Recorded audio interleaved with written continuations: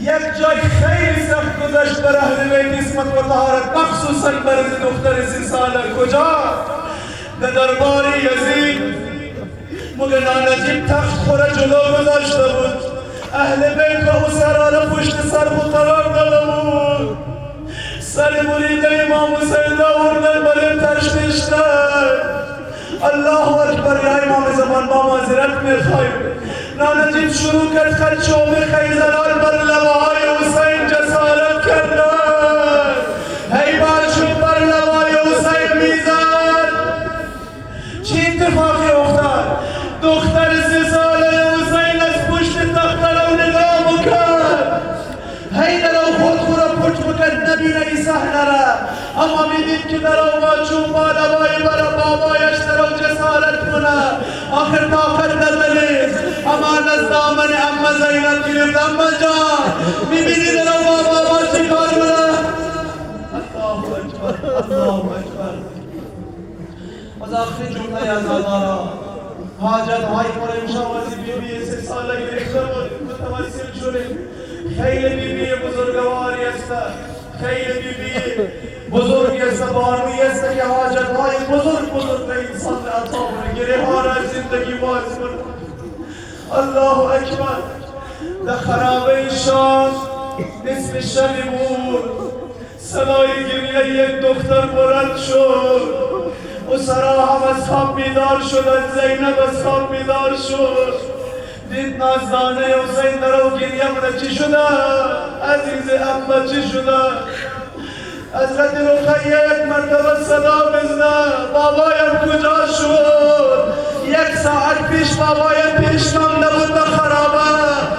تازه بابایم پیش مانده بود، بابا کجا شد؟ حضرت زینب و دیگر بیبیا هرچی خواستن دلاسا بدن، آرام کردن. رقیه آرام نمیشد. چرا؟ چون دیگه طاقت ماندنی در دنیایی که حسین نداره. دختر عاشق حسین، عاشق امام زمان خویه. هرچی آرام کردن گریه آرام نشد. صدای گریه نازنین من قصر یدو خبیث ملعون یزید رسید. از خواب نجس بلند شد. صدای گریه کیه؟ گفت حسین دختر 3-4 ساله در باهانه بابا گرفتن. نانجیب گفت خب ببرید سر بریده بابایش را برید. خیال نکنید دل چی سوخت، نه میخواست یک عذاب دیگر، یک ظلم دیگری را کرده باشد. سر بریده حسین بالا یک تش گذاشت، یک کپڑا برایش انداختن امالن خرابه. وقتی تشت را برای بغل رقیه قرار دادن، رقیه سلام الله علیها سوال کرد ما هذا؟ این چیه؟ سوال را جواب دادن آلا رأس و ابی کل حسین. این سر مریده بابایت حسین پارچه را بالا زد. سر مریده بابا را با احتیاط بلند کرد که در زمین نیفته. سر را به سینه زد، شروع کرد درد دل کردن.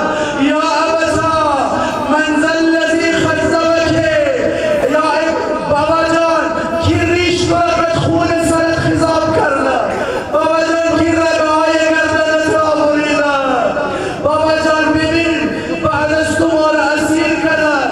بابا جان در تمام راه مرا تازیانه زدن، در تمام راه مرا سیلی زدن. بابا جان امی درد دلها را در او بابایش میکرد. یک مرتبه رقیه غش کرد افتاد. رقیه یک طرف، سر مریده حسین یک طرف. الله اکبر. زینب آمد بر بالین رقیه. ای یادگار برادر، دیگه بهانه بابا بسن، دیگه گریه برای بابا بسن. بلند شد دخترم، بلند شد. هرچی رقیه را تکان دلد بلند نشد. سید سجاد آمد رقیه را بغل کرد. یک مرتبه صدای آیه استرجاع بلند شد. انا لله و انا الیه راجعون. اما زینب یادگار باباست میان ما را. رقیه درست میگفت. بابا در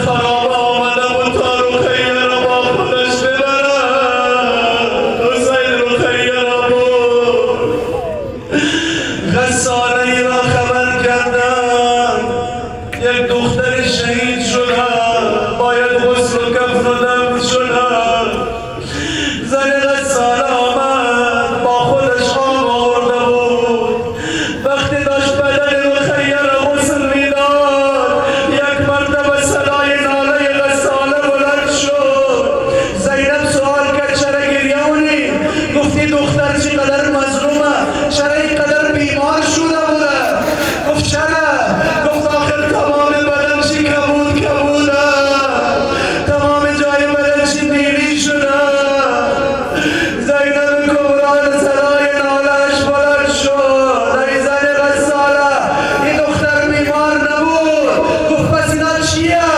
گفت اینا جای تازیانه دست عدو از صورت رقیه بزرگتر بود گوشواره از گوش دختر حسین کشیدن تازیانه زدن آخر 3 ساله چقدر مگر جان داره تحمل تازیانه داشته باشه باز آخری جمله را عرض کنم زحمت شما تمام چقدر زینب برایش سخت گذشته باشه یادگار 3 ساله برادر را در زندان دفن کرده باشه رقیه وقتی دفن موشه حضرت کلثوم خیلی ناله و گریه منه زینب مای خواهر را آرام کنه خواهرم بقیه آرام شده تو چرا آرام نمیگی صدا زد خواهرم یک داستان در اون جگر منو پاره منه گفت چیه گفت وقتی مورد منه کوچه های شام میگشتن خبریم که صبح تا به غروب بیار دمه کوچه های شام میگشتن از این کوچه به کوچه دیگر مگر یک وقتی عصر صبح وقتی عصر شد مگر رقیه لبغل اسمه بود از گوشه محفل دید یکی از بچه های شامی نشستای شکم زدن نان ندارم نان بخورم مگر رقیه طرف رو نگاه کرد برا شوردش گفتم مجان این قدر گوشنه